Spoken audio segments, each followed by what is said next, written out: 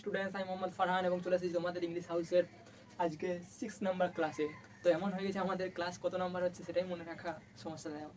তো চলো বেশি কথা না বাড়িয়ে আমরা আগের দিন যা করেছি পুরোটা একবার রিভিশন করে নিই ছোটো করে, এবং তারপরে আমরা আজকের ক্লাস নিয়ে শুরু করছি। তো আমরা দেখো প্রোনাউন শুরু করেছিলাম আগের দিন। প্রোনাউনকে আমরা কি বলেছিলাম, প্রোনাউন আমরা দুদিনের মধ্যে করবো, একদিনে করবো না। কেন কি, প্রোনাউনটা আমরা যখন জানবো ইন ডিটেলস জানবো, এবং ইন ডিটেলসের মধ্যে যদি কোনো খামতি রয়ে যায় সেটা আমাদের কি হবে পরবর্তীকালে যখন আমাদের বেশি দরকার পড়বে, যে বিশেষ করে কম্পিটিটিভ এক্সামের ক্ষেত্রে, তখন আমাদের অনেক সমস্যা ক্রিয়েট করে। তার জন্য আমরা ইন ডিটেলস জানার চেষ্টা করেছি। তো আগের দিন 4টা করেছিলাম প্রোনাউনকে। আগের দিন কি করেছিলাম, কাকে বলে আমরা জেনেছিলাম তার আগের দিনে, এবং আগের দিনও তার একবার আমরা রিভিশন করে নিয়েছিলাম প্রোনাউন কাকে বলে। এবং প্রোনাউন কই প্রকারে ভাগ করেছি, আমরা 8টা ভাগ করেছিলাম। আগের দিন 4টা ভাগ করেছি, সেটা পার্সোনাল থেকে আমাদের ইন্টারোগেটিভ বুদ্ধি পড়ে নিয়েছি 4টা ভাগ। তো আজকে আমরা 5 নাম্বার ভাগ থেকে চলো শুরু করা যাক, বেশি কথা না বাড়িয়ে। তো 5 নাম্বার দেখবো আমরা আজকে যেগুলো দেখবো সেগুলো কি কি দেখবো, একটা হচ্ছে ডিস্ট্রিবিউটিভ, এবং একটা হচ্ছে রেসিপ্রোকাল এবং ইনডেফিনাইট এবং relative pronoun. Distributive, reciprocal, indefinite এবং রিলেটিভ প্রোনাউন আমরা এই 4টা দেখতে চলেছি আজকে। তো চলো প্রথমত আমরা এই ডিস্ট্রিবিউটিভ এবং রেসিপ্রোকাল এই দুটো দেখবো। এবং ডিস্ট্রিবিউটিভ আর রেসিপ্রোকালের মধ্যে একটা কমন জিনিস আছে। কমন জিনিসটা কি জানো? কমন জিনিসটা হচ্ছে, দেখো এখানে আমরা ডেফিনেশনটা লেখা আছে তোমাদের সুবিধার্থের জন্য, এবং এই ডেফিনেশনটা আমরা একটু দেখলে বুঝতে পেরে যাবো এই দুটোর মধ্যে কমন কি জিনিস আছে। কমন হচ্ছে, দেখো এখানে লেখা আছে 2 বা ততোধিক। এখানেও দেখো আমাদের রেসিপ্রোকালের ক্ষেত্রেও 2 বা ততোধিক লেখা আছে। এখানে ব্যক্তি বা বস্তুকে, এখানে শুধু ব্যক্তিকে। তাহলে আমাদের ডিস্ট্রিবিউটিভের ক্ষেত্রে কি আছে, ব্যক্তি বা বস্তুকে, এবং রেসিপ্রোকালের ক্ষেত্রে কি আছে, শুধু ব্যক্তিকে। পার্থক্য নাম্বার 1। এবং দ্বিতীয় নাম্বার, এর কাজ কি, আলাদা করে বোঝায়। ডিস্ট্রিবিউটিভের কাজ কি হচ্ছে, ডিস্ট্রিবিউট করা, মানে হচ্ছে আলাদা করে দেওয়া, এবং রেসিপ্রোকালের কাজ হচ্ছে একসাথে বোঝাবে পরস্পরকে। পার্থক্য আমরা 3টা জিনিস দেখতে পেলাম। কি কি পার্থক্য দেখলাম? প্রথম হচ্ছে আমাদের 2 বা ততোধিক পুরোটা একই ছিল। আমাদের ডিস্ট্রিবিউটিভের ক্ষেত্রে আমরা কি বুঝতে পারলাম, ব্যক্তি বা বস্তুকে, কিন্তু আমাদের রেসিপ্রোকাল শুধু ব্যক্তিকে। প্রথম পার্থক্য বুঝলাম, ডিস্ট্রিবিউটিভ ব্যক্তি বা বস্তুকে, রেসিপ্রোকাল শুধু ব্যক্তিকে। দ্বিতীয় নম্বর পার্থক্য আমরা কি বুঝলাম, যে ডিস্ট্রিবিউটিভের কাজ হচ্ছে আলাদা করা, রেসিপ্রোকাল কাজ কি হচ্ছে পরস্পরের মধ্যে একটা সম্পর্ক বোঝায়। আলাদা করে বোঝায় এবং একসাথে বোঝায়। মানে আমাদের দুটো পার্থক্য দেখলাম ডিস্ট্রিবিউটিভ রেসিপ্রোকালের মধ্যে। প্রথম পার্থক্য আমরা দেখলাম কি, ব্যক্তি বা বস্তুকে বোঝাবে, শুধু ব্যক্তিকে বোঝাবে, এবং এর কাজ হচ্ছে আলাদা করে বোঝানো, এবং এর কাজ হচ্ছে পরস্পরকে একসাথে বোঝানো। বুঝা গেল? এরপরে আমরা দেখো বিশেষ করে আমরা কোন কোন প্রোনাউনগুলা ডিস্ট্রিবিউটিভ প্রোনাউন এবং কোন কোন প্রোনাউনগুলো আমাদের রেসিপ্রোকাল প্রোনাউন, সেগুলো প্রথমে আমরা দেখে নেওয়া যাক। সর্বপ্রথম আমরা দেখতে পাচ্ছি ইচ, আইদার, নাইদার, এগুলো আমাদের কি বলে, এগুলো হচ্ছে আমাদের ডিস্ট্রিবিউটিভ প্রোনাউন। এবং রেসিপ্রোকাল প্রোনাউন হচ্ছে ইচ আদার, ওয়ান অ্যানাদার প্রভৃতি আমাদের হচ্ছে রেসিপ্রোকাল প্রোনাউন। এবার আমরা এগুলোকে আমরা প্রথমত কি করলাম, প্রথমত আমরা কই ভাগে ভাগ করে দেখলাম, এবং তারপরে আমরা ডিস্ট্রিবিউটিভ প্রোনাউন কাকে বলা হয়, রেসিপ্রোকাল প্রোনাউন কাকে বলা হয় বুঝলাম, এবং কোনগুলো রেসিপ্রোকাল প্রোনাউন কোনগুলো ডিস্ট্রিবিউটিভ প্রোনাউন সেগুলো বুঝলাম। এবারে আমরা কি করব, এগুলোর এক্সাম্পল সহ পুরো ইন ডিটেলস বুঝে নেওয়ার চেষ্টা করব, যাতে আমাদের মধ্যে ডিস্ট্রিবিউটিভ প্রোনাউন বা রেসিপ্রোকাল প্রোনাউন নিয়ে 1%ও যেন না কোশ্চেন মার্ক থাকে। বুঝা গেল? তো আমরা দেখো এখানে প্রত্যেকটাকে ভাগটাকে আলাদা করে করে আমরা এক্সাম্পলের সহ বোঝানোর চেষ্টা করেছি। আমরা বললাম ডিস্ট্রিবিউটিভ প্রোনাউন কোনগুলো না, 3টা বলেছি, ইচ, আইদার, নাইদার। এবারে ইচ, আইদার এবং নাইদার প্রত্যেকটা আমরা এক্সাম্পল লিখেছি, যে ইচ কখন বসবে, আইদার কখন বসবে, নাইদার কখন বসবে, সমস্তটুকু করেছি। দেখো সর্বপ্রথম হচ্ছে ইচ। ইচ মানে কি, প্রতি এক, মানে হচ্ছে প্রত্যেকটা এক এক করে প্রত্যেকটা। বুঝা গেল? অনেকের মধ্যে প্রত্যেককে মানে এক এক করে প্রত্যেকটা। বুঝা গেল না? দেখো আমরা এক্সাম্পলের সাহায্যে বুঝি। Each of the boys write a letter. একটা লেটার লিখছে, ইচ অফ দ্য বয়েজ মানে প্রত্যেকের মধ্যে সবাই লিখছে, কিন্তু একে একে প্রত্যেকে আমাদের কি করছে, ওই লেটারটাকে লিখছে। আমরা কি লিখেছি, ইচ অফ দ্য বয়েজ মানে প্রত্যেক ছেলেরাই রাইটস আ লেটার মানে চিঠিটা লিখছে। তাহলে প্রত্যেকে লিখছে মানে একে একে প্রত্যেকে লিখছে, তাহলে এখানে আমরা কি বস করতে পারি, ইচ বস করাচ্ছি। এবার দ্বিতীয় নম্বরে আমাদের আছে আইদার। আইদার মানে হচ্ছে একটি অন্যটির থেকে আলাদা, এবং আইদারের ক্ষেত্রে একটা আমরা জিনিস জেনে রাখতে হবে, সেটা হচ্ছে আমাদের ভার্ব সিঙ্গুলার হয় অলওয়েজ।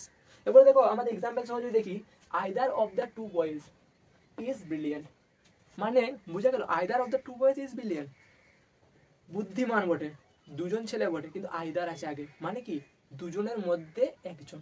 বুঝাচ্ছে মানে কি, মানে এখানে বলেই দিচ্ছি আমি, একটি অন্যটির থেকে আলাদা, মানে দুজনের মধ্যে একজন আমাদের ব্রিলিয়েন্ট বটে, তার মানে আইদার বস করেছি, মানে দুজনের মধ্যে একজন বুঝাবে। বুঝা গেল? তার ক্ষেত্রে আমরা কি বস করাচ্ছি আইদার। এবং প্রত্যেকে যদি বুঝাই একে একে প্রত্যেককেই বুঝাচ্ছে, তার মানে হচ্ছে আমাদের ইচ বসছে। যদি দুজনের মধ্যে একজনকে বুঝাই তাহলে আমাদের কি হচ্ছে আইদার বসছে। এরপরে নাইদার মানে কি দুজনের মধ্যে একজনও নয়। যেমন there are two pens, neither is good. দুটো পেন আছে আমার কাছে, এবার দুটো পেনের মধ্যে কোনোটাই ভালো নয়, তার মানে আমি কি বস করাবো নাইদার।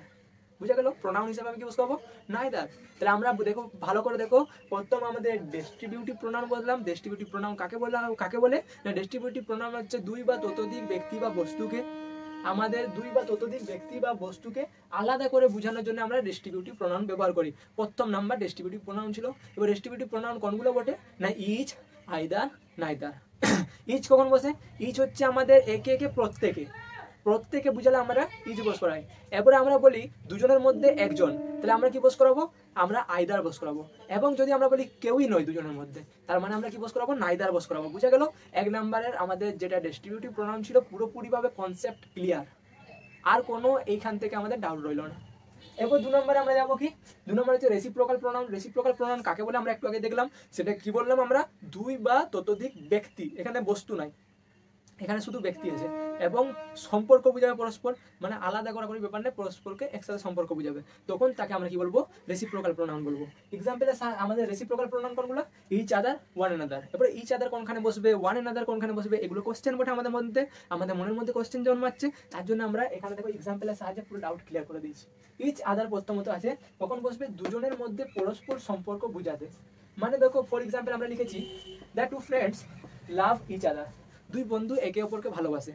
তার মানে কি দুই বন্ধু আছে কিন্তু দুজনাই একে অপরকে ভালোবাসছে, মানে দুজনের মধ্যে এটা বুঝেছে, দুজনের মধ্যে পরস্পর সম্পর্ক বুঝাতে আমরা কি ব্যবহার করি ইচ আদার। দুজনের মধ্যে আমাদের পরস্পর সম্পর্ক বুঝাতে কি ব্যবহার করি ইচ আদার।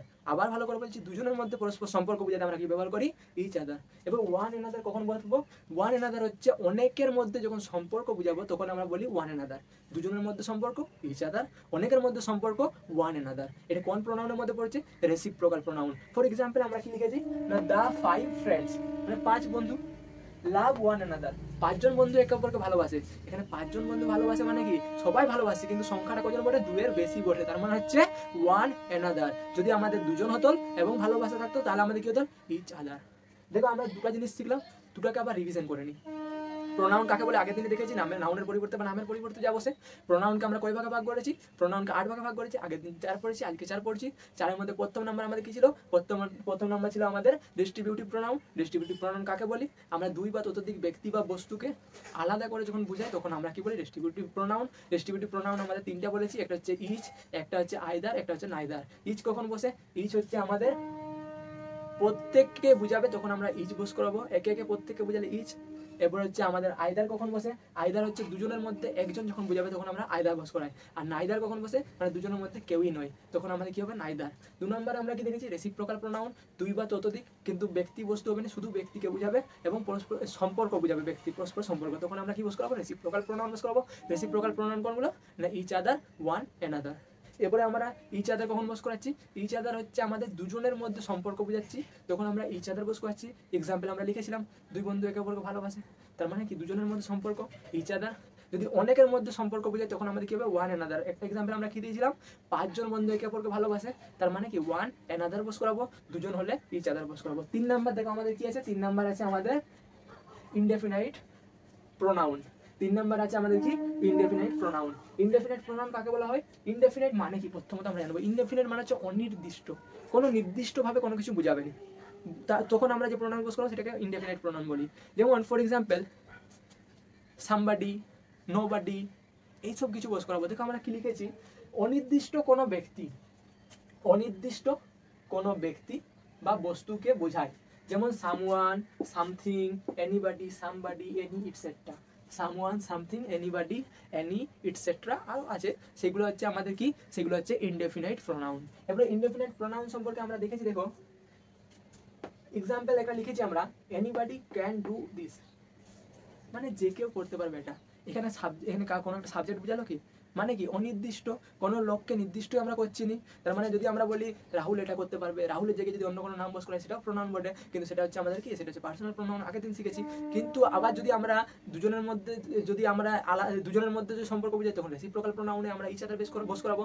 কিন্তু যদি আমাদের অনির্দিষ্ট কিছুর সাথে কিছু আমাদের থাকে এবং প্রোনাউন আমরা কি প্রোনাউন ব্যবহার করব, আমরা সামবাডি, নোবাডি এইসব কিছু ব্যবহার করব। এরপরে আমরা দেখলাম, এবং এগুলো কি বলা হয়, ইনডেফিনাইট প্রোনাউন। এরপরে আমরা দেখলাম কি anybody can do this বা something is better than nothing, কিছু করা না কিছু, কোনো কিছু না করার থেকেই ভালো। এই যে এখানে বললাম এটা হচ্ছে অনির্দিষ্ট কোনো কিছু বোঝাচ্ছে, তখন আমরা কি ব্যবহার করছি, তখন আমরা ব্যবহার করছি ইনডেফিনাইট প্রোনাউন ব্যবহার করছি। বুঝা গেল? তাহলে ইনডেফিনাইট প্রোনাউন মানে হচ্ছে অনির্দিষ্ট কোনো কিছু বোঝালে তখন আমরা যে প্রোনাউন ব্যবহার করি তাকে আমরা ইনডেফিনাইট প্রোনাউন বলি।